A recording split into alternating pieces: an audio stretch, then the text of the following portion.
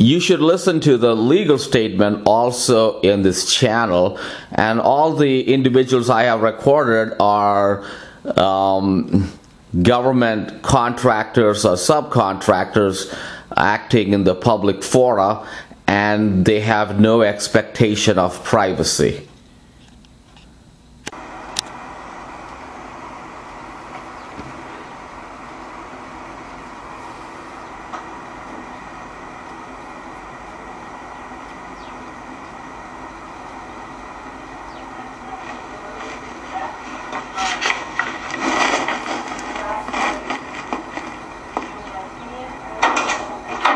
Hello, how are you doing today? Hi, how you doing?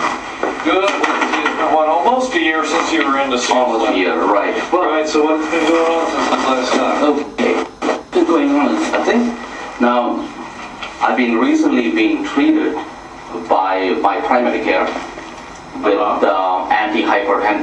antihypertensive medications.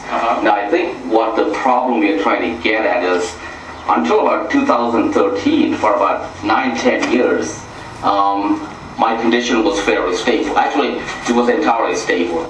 And I had some problem with numbness, dizziness, and it was probably related to an old head injury and a heart condition that came about, maybe like a small heart condition, which was very stable, not getting worse, that came about. So I really didn't get any kind of treatment for like 10 years. So in 2013, when I went for that MRI, and what I discussed with Dr. McCarthy was what the technician did was he injected into the ulnar artery in the left hand, and he flushed water upstream. So the injuries obviously would go, I guess, to the head and to the heart and to the upper body, but I'm not sure exactly what you're talking about. okay. In February, I'm sorry? He wouldn't have injected into the ulnar artery. Okay. I mean, And if you did inject into an artery, the artery flows this way, so you can have. I'm just not sure what. Right. Because what he did is Where did he put the needle? He put the needle here. Yeah. But obviously, if he puts it here, if he uses any kind of normal force or pressure, it should go downstream. And kind of you get your hand hurting. But he sent it up, and because he sent it up, there's no pulse up here. So obviously, he sent it upstream. Now, I really don't follow what you're talking about. Okay. Because, first of all, he would not. There would be no way that you would inject into an artery on the dorsum of the hand. Okay, there's veins back here. Okay, there's veins back here. Okay, Right, so the back side of the hand. And the veins flow up here. Well, there's arteries underneath, but there's no way that you would inadvertently. Oh no, it wasn't inadvertent. It was intentionally injected. But it wouldn't be an artery; it would be a vein. Even if it's intentional, he could not. Because what happened now? What would explain the? Because I'm trying to get to the point now. Let's. Okay, so take a time out here. Right. What are you here for today? Okay. So Stop the tape for a few minutes. You can hear very clearly. Everything started off normal, as a normal history taking, and as soon as it moved in, now he was agreeing. He didn't have any dispute about when I said I had numbness and dizziness in the head related to a small head injury and a heart condition prior to 2013, and he didn't have any dispute there. But then Dr. Vicker, when I got to the injection at the MRI, what the MRI guy did basically, immediately he's taking issue with, and you can hear he's obviously lying. He first says there is no arteries in the back of the hand, which is an obvious lie, and he says there are only veins.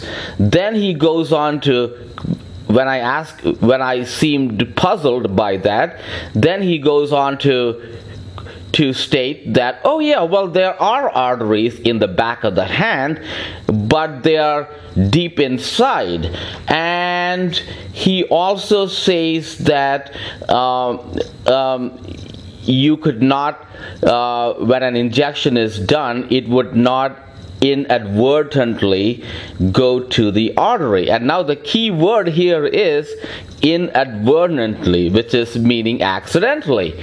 So, which has always been my point, accidentally the injection would not go to the artery. So he's kind of making my argument for me there. But then when you listen to him next, when I pointed out to him, I tell him, it was not inadvertent, it was intentional, because what he said is, inadvertently it would not go to the artery, meaning, so by that statement, what he's saying. If he's saying inadvertently, it would not go to the artery, but intentionally, it can go to the artery.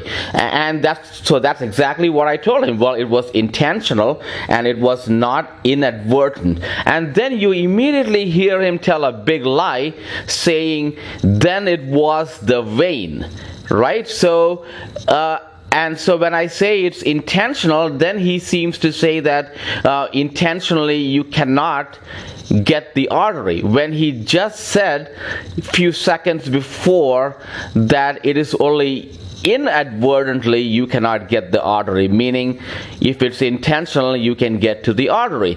And so as soon as I said, well, it was not inadvertent, it was intentional, then he immediately lies and says, okay, well then he injected into the vein. No, he did not. He injected into the artery, and the first sign is right there, and which is as the artery goes, because obviously when you inject into the artery, one thing he said is true. When you inject into the artery, which I agreed with him there, the flow should go downstream. So if you inject on the artery in the back of the hand, you should get problems in your fingers. You should get a lot of pain in your fingers.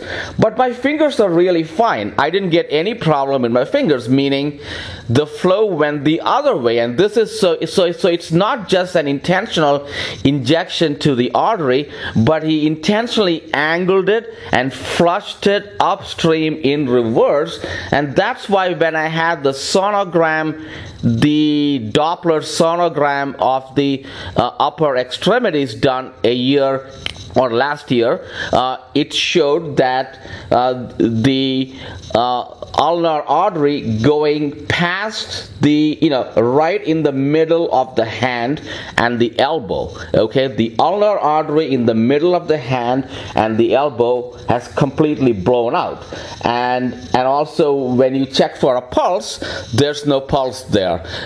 And so he pushed the item back upstream. So everything Dr. Wicker says there is a lie, which he says that it can, even if you hit the artery, it can only go downstream, which is a lie. We see this is proof that it can go upstream. Now, what is true is if it hits an artery, even if it's intentional, it usually goes downstream. But this guy spent 10 minutes jerry-rigging the catheter so he can flush it upstream. And so he did that. He did that well, and he was also a phlebotomist for like 10 years exclusively. So he's pretty proficient with an injection.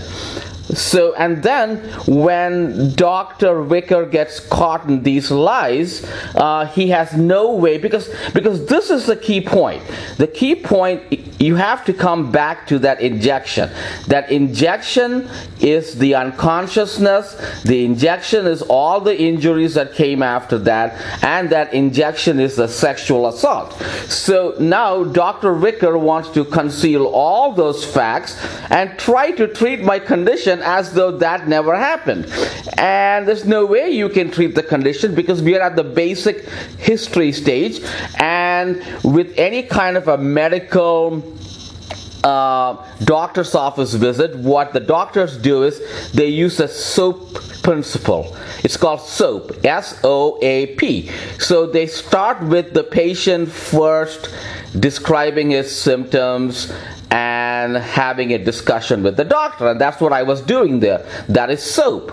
Then the O is the objective, and that's like, where the doctor does a physical exam and the doctor gets the other medical history, so forth, the other lab test, and looks at it. So that's the second point. But he's just stuck at the history point, and he's not going to agree to my history, which is factual history proven by overwhelming evidence. So he wants to move. So he doesn't want the S. Okay, it is SOAP. Now it is SOAP. It starts with the patient describing his problems too. So you have to include that. So he doesn't want to include any of that. So he doesn't really want to go to the S. And then we really can't reach to, now then the O is the objective, which is the physical exam and so forth. And then the A is the assessment. So you go SOA. So you cannot reach to the A, the assessment, unless you have done the S correctly and the O correctly. And if you refuse to do the S because you are lying and you are making up these lies about first there being no arteries in the back of the hand, then saying it can only have, and then saying that if you inject inadvertently it will not strike. And then when I said, okay, it was not I never said it was inadvertent, it was intentional. And then he says, okay, then I guess then at that point he says that even if it's intentional, it's not going to happen. So all his lies, along with my clear medical record, and anyone can check, my pulse is not there in my arm, so we know exactly what happened. So there's no dispute on this fact. And even the other doctor, the primary care, he actually was, he used his employee to try to tell me that it's actually normal for you to be made unconscious during an MRI procedure, and it's normal to have it done this way, injecting through the arteries. So now we see all this consistency problem, but obviously this